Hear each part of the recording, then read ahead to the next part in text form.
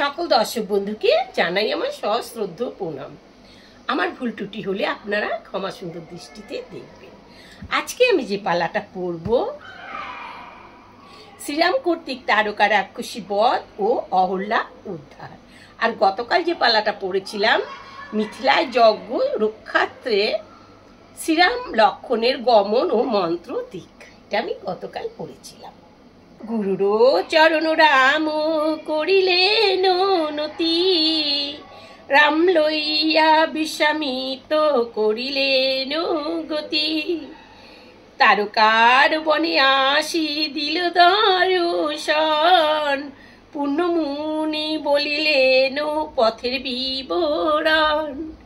পুণ্যমুনি পথের বিবরণ বলল। প্রথমে দেখুন, ভরত আর শত্রুঘ্নকে নিয়ে এসে একবার পথের বিবরণ দিয়েছিলেন, আবারও এবার পথের বিবরণ দিচ্ছেন রাম আর লক্ষ্মণকে। এই পথে যাই ঘর তৃতীয় প্রহর, এই পথে 3 দিনে যাই মম ঘর। 3 প্রহরের পথে কিন্তু ভয় করি, তারকা রাক্ষসী তাহে মহাভয়ঙ্করী। বলছে এই পথটা দিয়ে আমি 3য় প্রহরে যেতে পারবো, আর এই পথ দিয়ে গেলে 3 দিনে পৌঁছবো, কিন্তু 3য় প্রহরের পথে মহাভয়ঙ্করী তারকা রাক্ষসী আছে। তারকা ধরিয়া খায় যত জীবগণ, কোন পথে যাই বলো শ্রীরাম লক্ষণ। তারকা তারা করে ধরে খায় মানুষকে, ব্রাহ্মণগুলোকে, মানে সবাইকে ধরে খেয়ে নেয়। তো এবার তোমরাই বলো আমরা কোন পথে যাব। করিলেন রাম গুরু বাক্যের উত্তর, 3 দিনে ফিরে কেন যাব মুনিবর। যদি সে রাক্ষসী পথে আইসে খাইতে, বিচারে নাহিক দোষ তাহাকে মারিতে। কেন আমরা 3 দিনের রাস্তা দিয়ে যাব, আমরা 3 প্রহরের রাস্তা দিয়ে যাব। ভরত বলেছিল কি দরকার দুষ্টু ঘাটিয়ে, আমরা 3 দিনের পথে যাব, এই হলো পার্থক্য। আর রাম বলছেন কেন আমরা 3 দিনের পথে যাব, আমরা 3 প্রহরের পথে যাব। যদি তারকা রাক্ষসী আমাদের খেতে আসে, তখন তারকা রাক্ষসীকে মেরে দিলে আমাদের এতে কিন্তু কোনো পাপ লাগবে না। রামেরে কহেন ভিসা মিত্র মুনি বর, ও পথে নামে মোর গাইয়া সে জ্বর। তোমারও বাসনা নাম না পারি বুঝিতে, মোরে নিয়া যাহ বুঝি রাক্ষসীরে দিতে।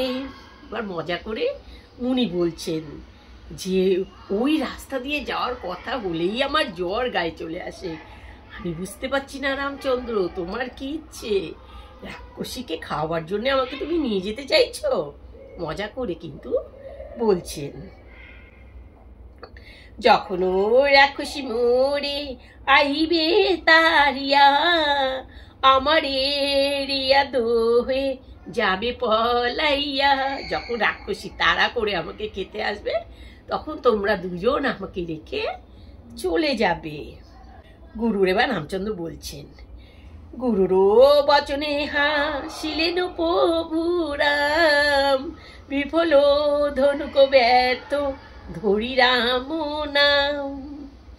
1 বাণ বিনা যে 2য় বাণ ধরি, তোমারও দোহাই যদি 3 বাণ মারি। তোমাকে গুরুদেব আমরা রেখে চলে যাব না, আমরা ভয় পাচ্ছি না। আমি যদি 1 বাণের বেশি 2 বাণ মারি আর 3 বাণ মারি যদি, তোমার দোহাই। এই মত রঘুনাথ প্রতিজ্ঞা করিতে, চলিলেন মুনি সে তারকা দেখাইতে।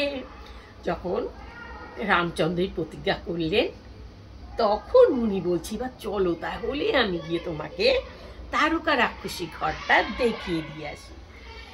উভয় ভ্রাতার মধ্যে থাকি মুনিবর, দূর হইতে দেখালেন তারকার ঘর। দুই ভাইয়ের মাঝখানে মুনিবর থেকে দূর থেকে দেখাচ্ছে, ওই দেখো দেখা যাচ্ছে, ওটা হলো তারকা রাক্ষসীর ঘর।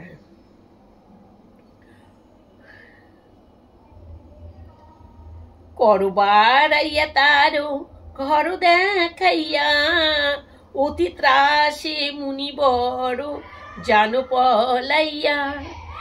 কর বাড়িয়ে হাত বাড়িয়ে দেখিয়ে তাড়াতাড়ি করে মুনি চলে যাচ্ছেন সেখান থেকে।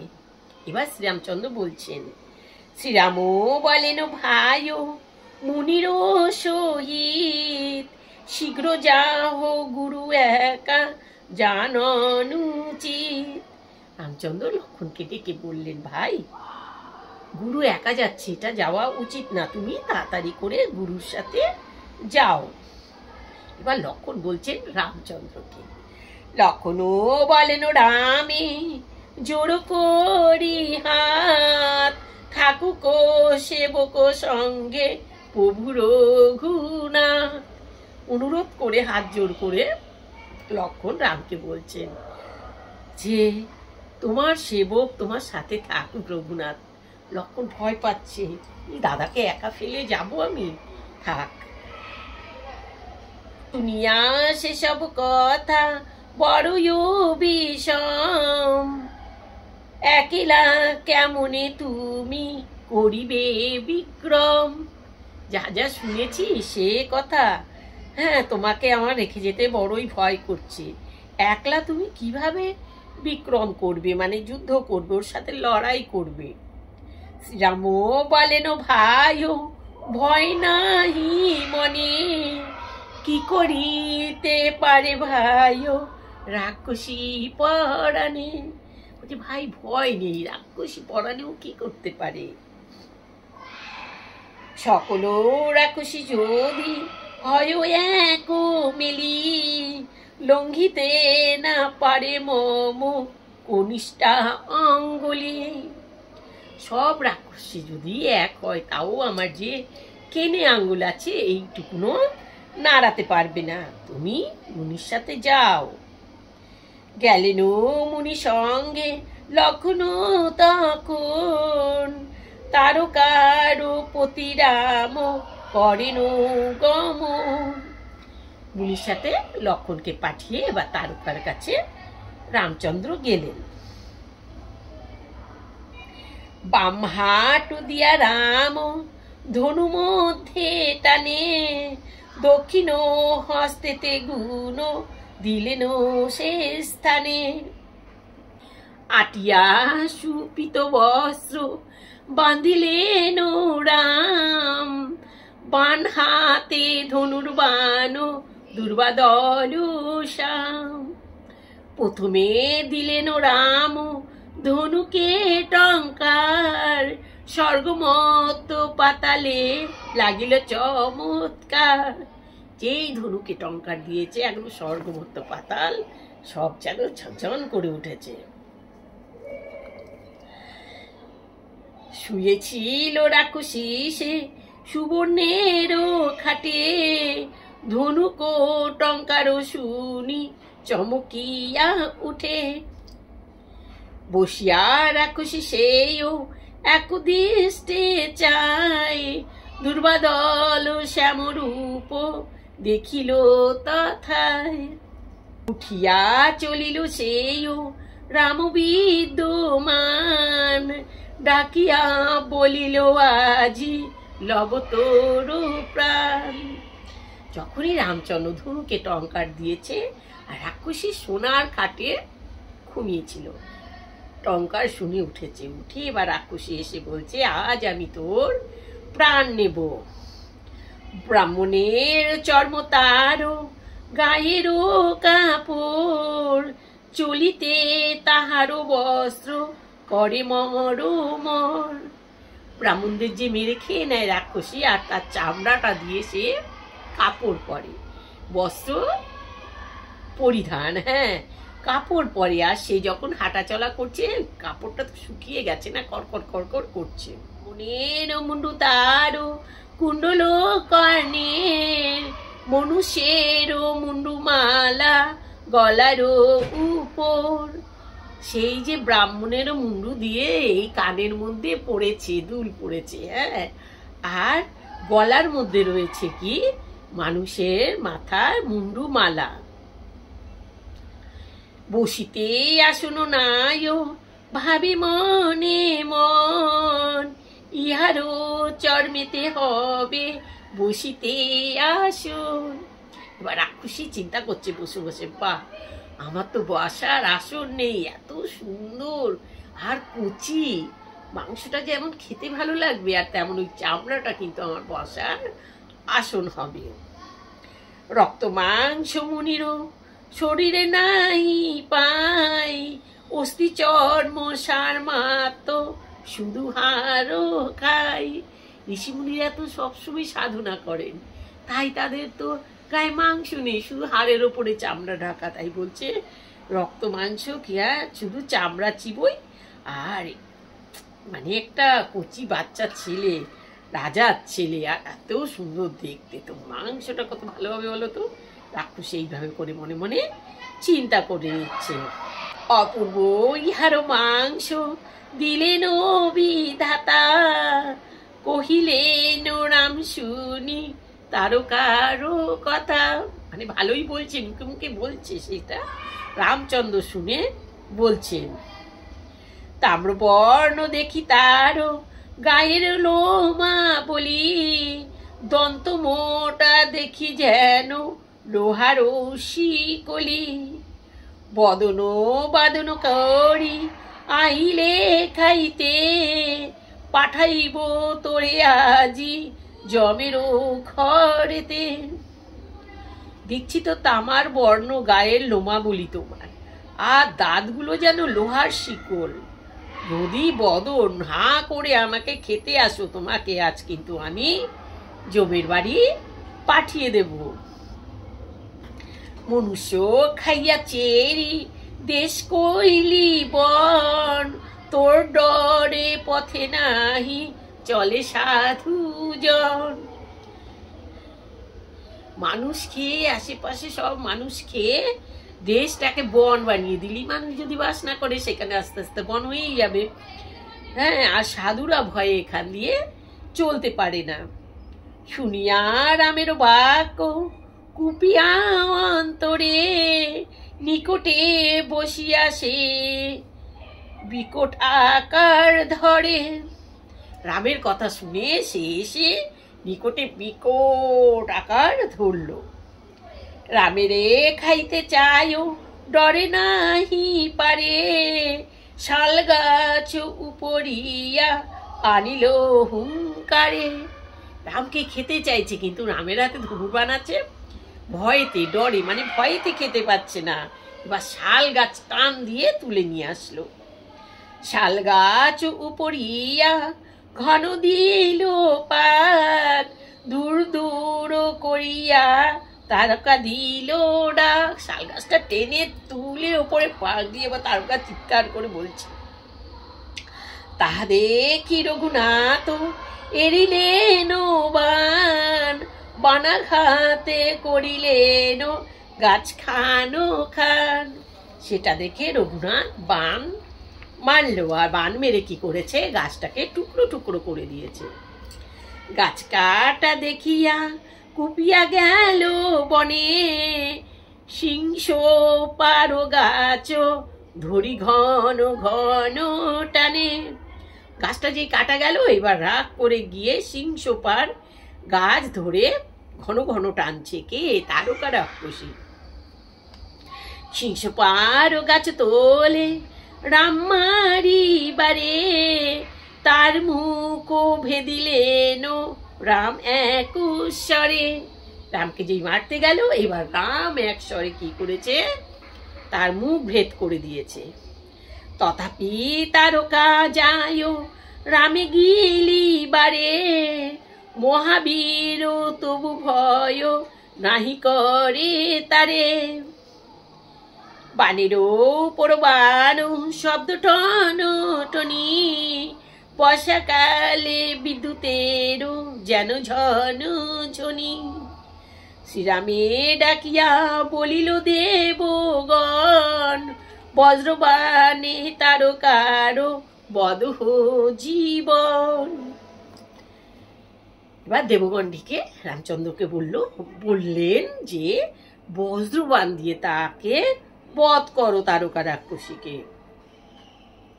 বজ্রবাণ এরে রাম বজ্রের হুরুকে, নিঘাত বাজিল বাণ তারকার বুকে। বুকে বাণ বাজিল হইল অচেতন, তারকা পড়িল গিয়া 50 যোজন।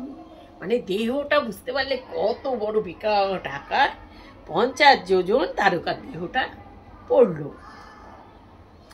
বিপরীত ডাকো চারি ছাড়িলে কেউ প্রাণ, শব্দ শুনে বিশ্বামিত্র হইল হত জ্ঞান। তারকা যে চিৎকার দিয়েছে সেই চিৎকারে মানে বিশ্বামিত্র মুনি হত জ্ঞান হয়ে গেলেন।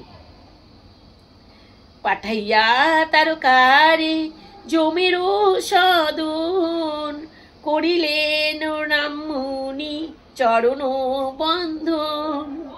চেতন পাইয়া বলে গাধিব নন্দন, তারকা মারিলা বাছা কৌশল্যা জীবন। গাধিব নন্দন মানে বিশ্বামিত্র পিতার নাম গাধি।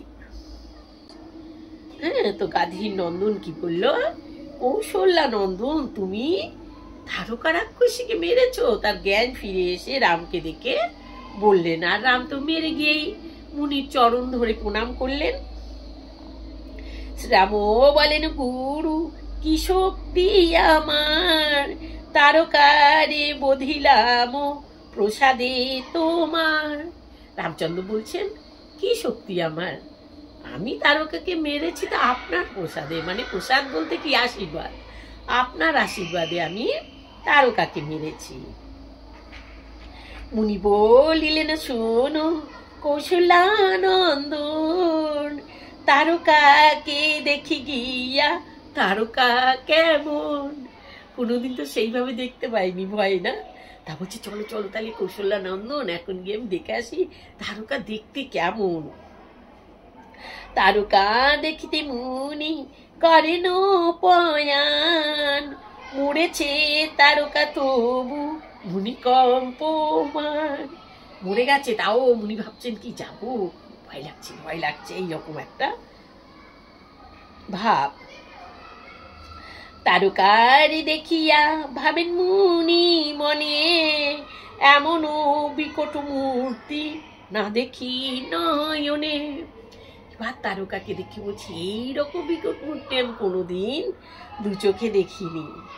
তারকা মারিয়া রাম রাজীব লোচন, পবনের জন্মভূমি করেন গমন। এবার তারকা মারার পরে আবার এগিয়ে চললেন। এখন কোথায় গেল, পবনের জন্ম। পবনকে হনুমানের পিতা। বিশ্বামিত্র কহি শুনি শ্রীরাম লক্ষণ, এখানে হইল 49 পবন। পবনের জন্মভূমি পছাদ করিয়া, অহল্যার তপবনে গেলেন চলিয়া। 49 পবন সেই জন্মস্থান পেছনে ফেলে এগিয়ে গেলেন যেখানে অহল্যা পাষাণ হয়ে আছে। উনি বলিলেন রাম কমল লোচন, পাষাণ পরে পদ করহ অর্পণ।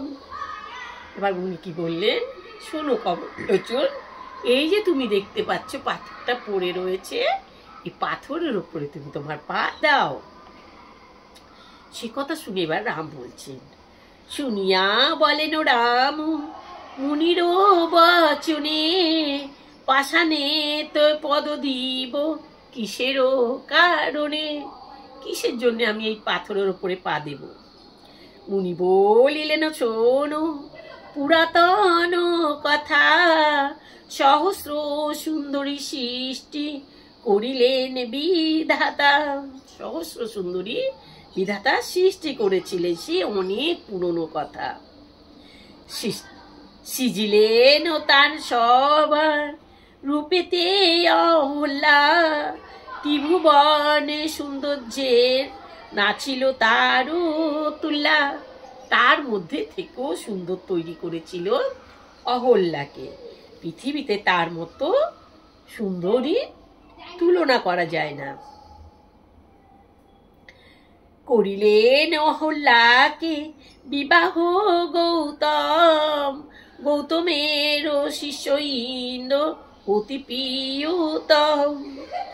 একদিন গৌতম গেলেন তপস্যায়, গৌতমের বেশে ইন্দ্র প্রবেশে তথায়। অহল্যাকে বিয়ে করলেন গৌতম মুনি, আর গৌতম মুনির শিষ্য ছিল ইন্দ্র। তো একদিন মুনি তপস্যায় গিয়েছেন, আর এইদিকে ইন্দ্র গৌতম মুনির বেশ ধরে প্রবেশ করলেন কুটিরে। অহল্যা গৌতম জ্ঞানে করি সম্ভাষণ, আজকে সকালে কেন ঘরে আগমন। মুনি তো ধ্যান করে সারাদিন বাদে সন্ধ্যেবেলা ফিরে আসে, তাই অহল্যা বলছেন, মানে যেহেতু গৌতম মুনির চেহারা ধরে এসেছে না ইন্দ্র, আর ওই গৌতম মুনি ভেবে নিয়ে অহল্যা বলছেন যে আজকে সকাল সকাল কেন ঘরে এসেছো। ইন্দ্র বলে, তব রূপ হইল স্মরণ, কেমনে করিব প্রিয়ে তপস্যা চরণ। তখন ইন্দ্র গৌতম বেশে বলছে যে আমি তপস্যা করতে গিয়েছি, আর তোমার মুখটা আমার ভেসে উঠেছে, স্মরণ এসেছে, তাই আমি কি করে তপস্যা করব, সেই জন্যই আমি বাড়িতে ফিরে এসেছি। মদন দহনে দগ্ধ হয় মম হিয়া, নির্বাণ করহু প্রিয়ে আলিঙ্গন দিয়া।